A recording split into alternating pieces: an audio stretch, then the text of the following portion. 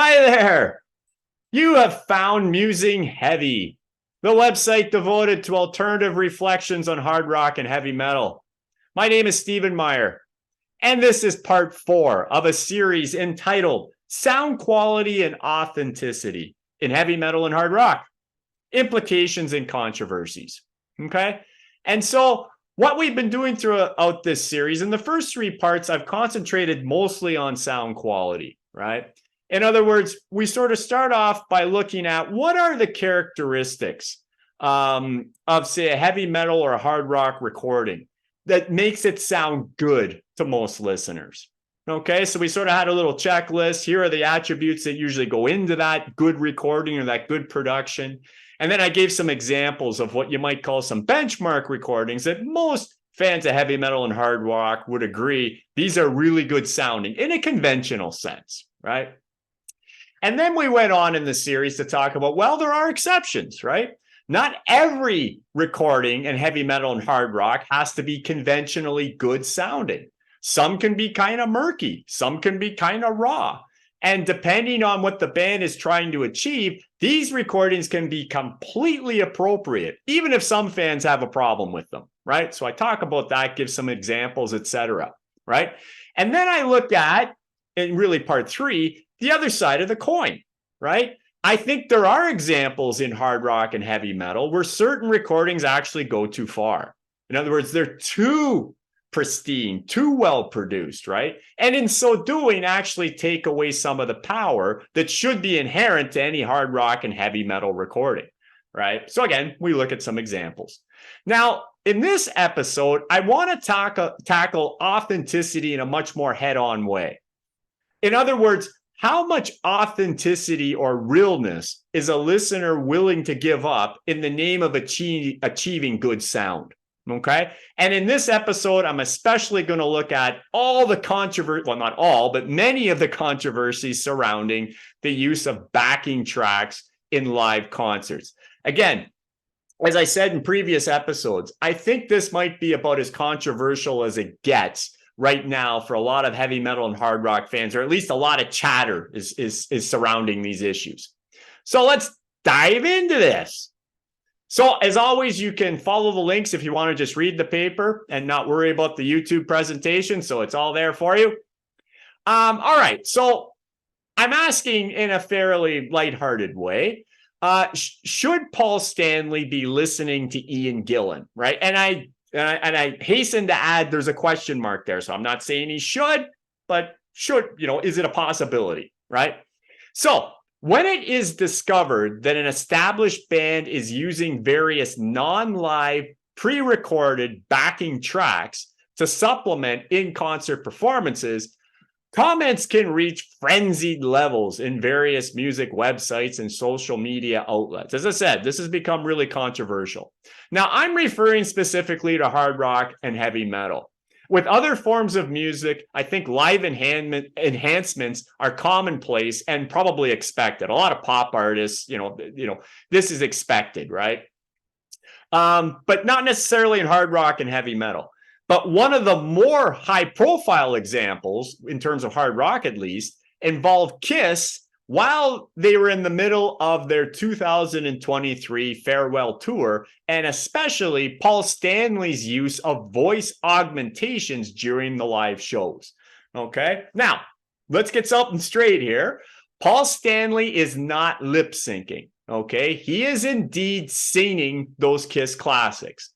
However, triggered vocal recordings are utilized to mesh with his live voice in real time, particularly when moving into higher note territory within segments of certain songs. Okay, so there's definitely enhancements going on here.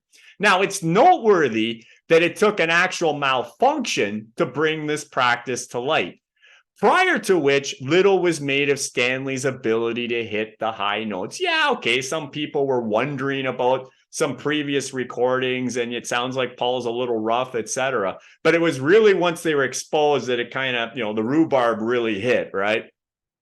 But actually, it suggests 2 things, or I think it suggests 2 interesting things.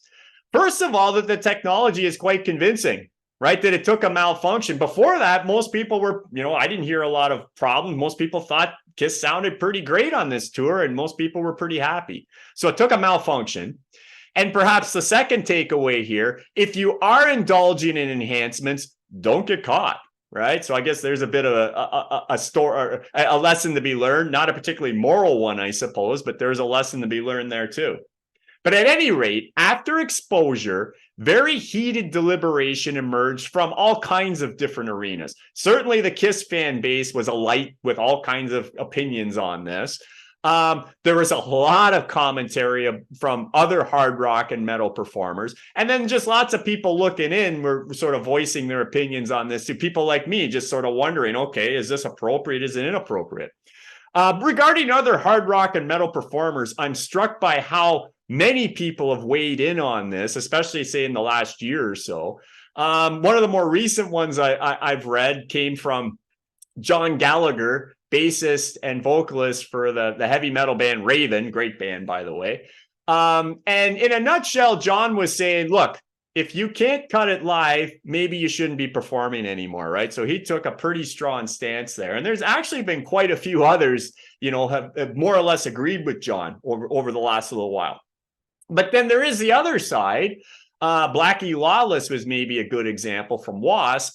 Blackie's point was always, as long as you don't go too far with the enhancements, what's the harm? If you can make a better listening experience for your fans, I mean, why not do it, kind of thing. Now, it should be noted that Blackie is also using vocal enhancements, much like I think Paul Stanley, right? So it probably figures he would take that point of view. But nevertheless, don't sell Blackie short. He's a really bright guy. He has a lot of interesting things to say. So his opinions are definitely worth checking out if you're interested in this debate, right? Okay, so that's sort of what Kiss is doing, or at least what Kiss got caught doing. At the other end of the spectrum, we might examine Deep Purple. And Deep Purple's current and longest serving vocalist, Ian Gillan, and indeed all of Deep Purple, take distinct pride in providing a completely authentic live experience. In other words, everything you hear at a Deep Purple concert is coming from the musicians themselves. There's no pre-recorded backing track enhancements at all, right? Now, there might be a lot to admire about this, absolutely. But such an attitude does create some casualties. I mean, again, there is a trade-off here in a lot of ways. One big example I can give you, the song Child in Time, a classic in every sense of the word. Many Deep Purple fans will tell you it might be the greatest song they ever did, right? I would say it's probably top 5, but almost everybody agrees it's a classic in every sense of the word, right? But here's the thing. Child in Time has not been played live for over 25 years. And actually, it might be closer to 30 now that I think about it. The song is so demanding from a vocal perspective that Gillan has elected to retire it permanently, right? He concedes that he cannot hit the required notes anymore, and indeed refrains from breaking into his famous scream pretty much altogether these days. I mean, if you've seen Deep Purple live in the last few years, Ian really doesn't scream anymore. And that used to be, for some, an important part of his repertoire, right? So the point is, rather than providing a subpar performance of Child in Time and or resorting to enhancements, Deep Purple sticks with songs within Gillan's current vocal range. Okay. Now, my personal bias leans towards the Deep Purple approach, right? But I've come to realize that this is a fairly complicated situation. Yeah, I appreciate how authentic Deep Purple is. But at the same time, I'm not one of those guys that's going to throw a lot of stones at Kiss either, right? I think while a lot of people are looking at this as sort of a very black and white issue, I see a lot of grays here, right? And I also want to point out, various musical augmentations are not new to heavy metal and hard rock, right? If one views the use of current technologies as deceptive, and lots of people do see this as deceptive, I would ask, is this fundamentally any different from having a synthesizer player or a rhythm guitarist off stage when a band is playing live, right? Yeah, true. It's not a studio enhancement. There's a live person playing it, but is this not just as deceptive? Really? Lots of bands have done that. Some really important big bands. Black Sabbath did it. They did this with Jeff Nichols routinely, especially during the Ronnie James Dio era, around Heaven and Hell and Mob Rules. So in the early 80s, right? Is that a problem? Is that deceptive? Is that being inauthentic when you do that, right? Perhaps even more dramatic, during the 1973-1974 Billion Dollar Babies tour, Alice Cooper guitarist Glenn Buxton was literally turned off. His amps were turned off in concert while the real notes were being played from backstage, right? And apparently the group determined that it was better to fool audiences than to expose them to Buxton's drunken playing. Okay, so again, is that going too far, right? And in fact, from what I've read, even Glenn Buxton didn't know he was turned off, right? He was up there playing along, and I guess I'm sounding pretty good tonight, right? So he didn't even know that there was, a back, or at least that's what's been written several times, right? But again, is that deceptive, right? Well, it's probably deceptive, but I guess I should say, is it acceptable, right?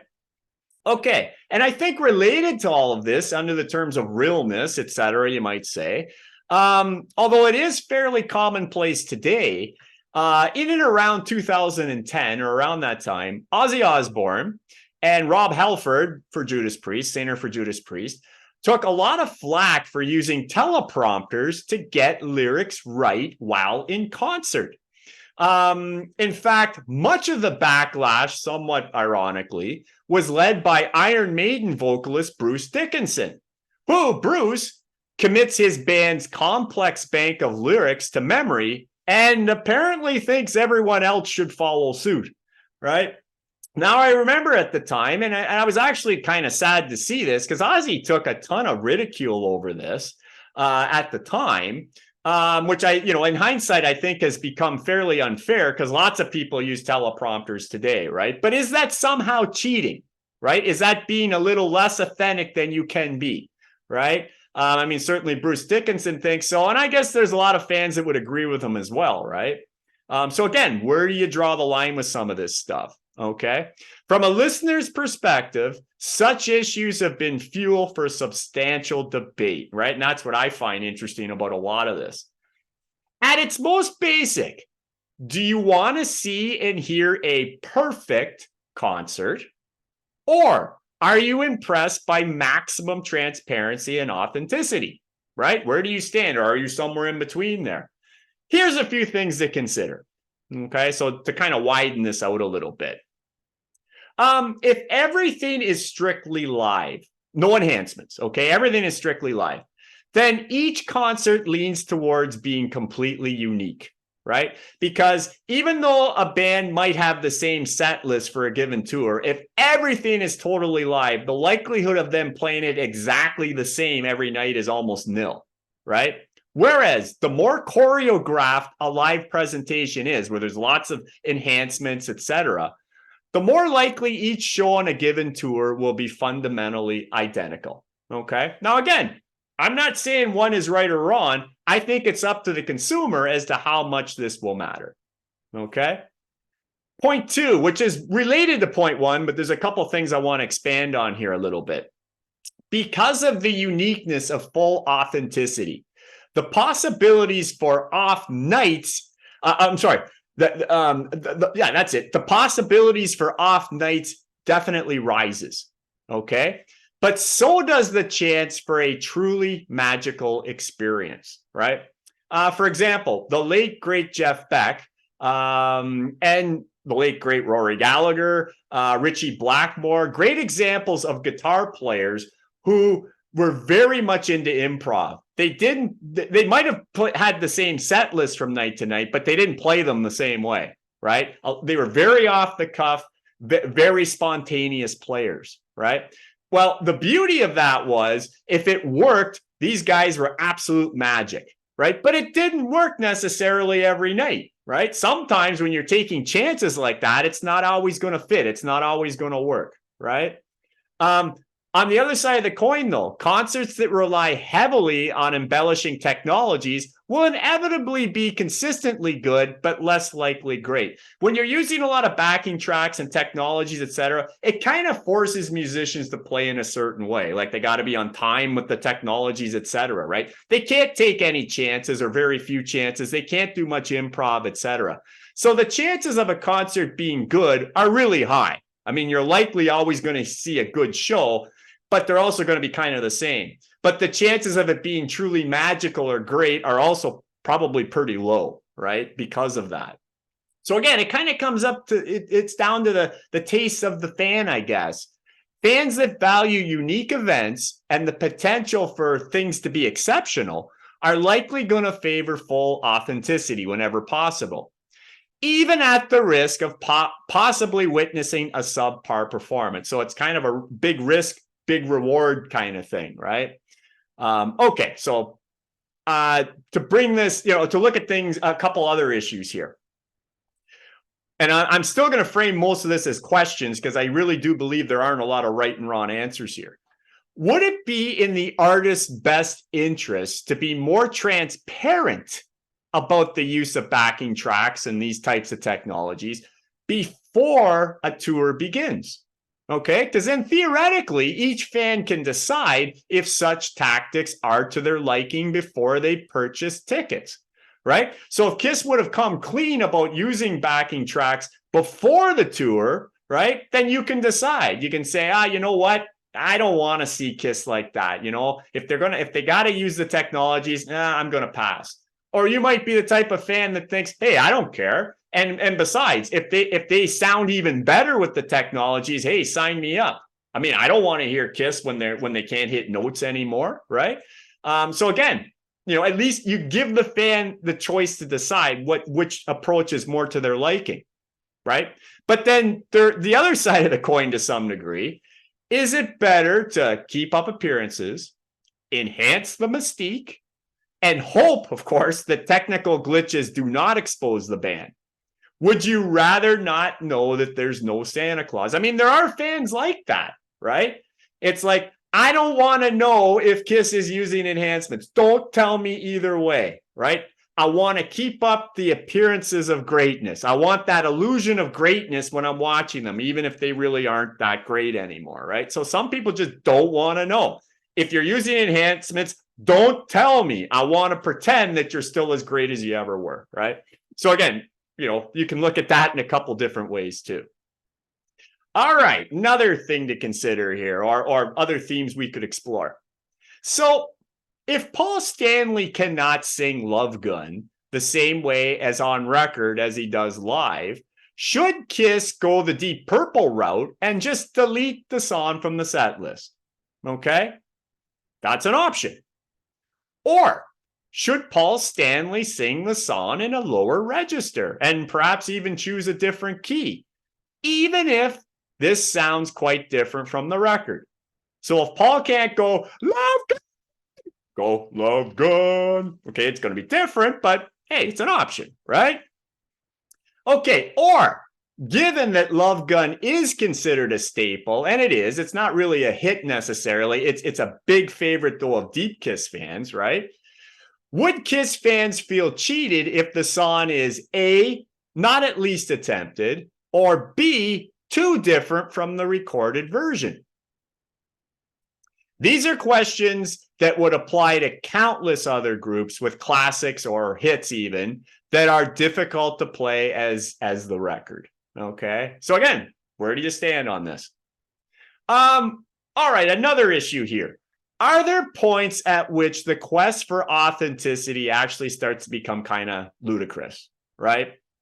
For example, should a band be chastised for using a synthesizer to mimic a recorded orchestra or a big choir, say, while on tour? Especially if they're used very sparingly, right? I mean, let's be honest here. If you're going to bring an orchestra or a big choir with you, that's going to cost a band a lot of money.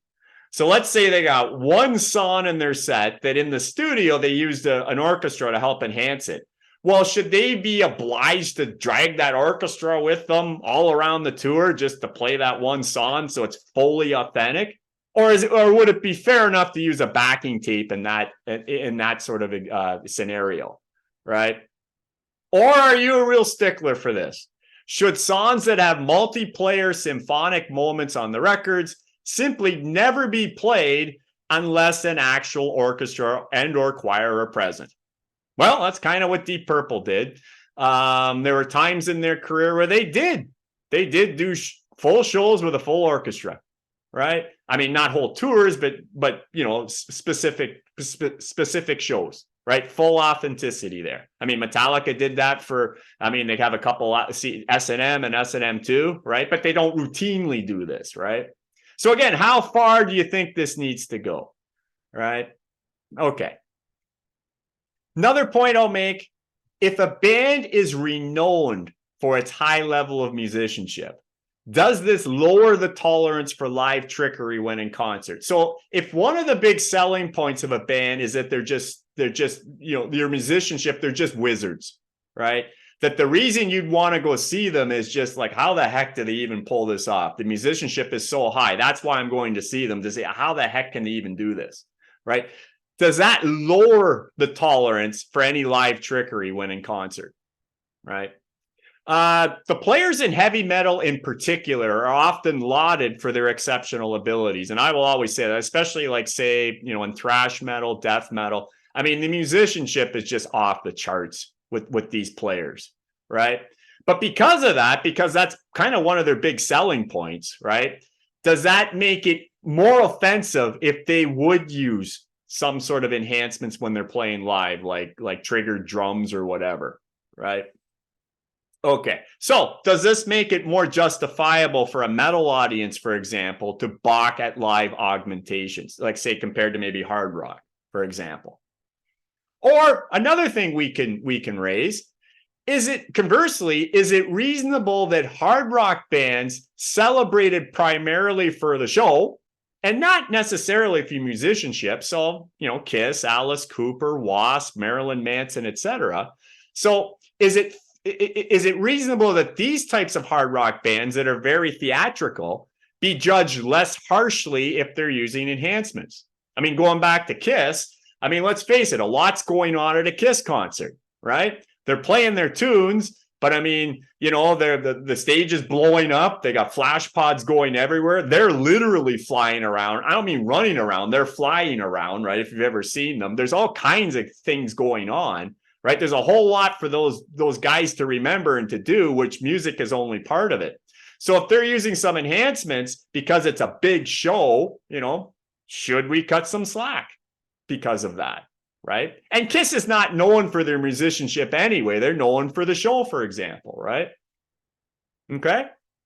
I don't know. But I think these are issues that are definitely worth considering when we're making our judgments about, you know, how far authenticity should go in the name of achieving good sound. Okay, so as I've been saying, there really are no definitive answers to these questions. Yet, as we're going to see, I believe understanding some of the tendencies of various heavy listeners may provide additional insight. And I do that in the last part of this series in part 6. But first, in part 5, the next one, I'm going to carry on with this authenticity sort of discussion, but I'm going to look specifically at live albums, and especially live albums that frankly aren't all that live. Okay, so I hope you're interested in that and that you'll want to check that out. Until then, stay heavy, stay healthy, and just stay good.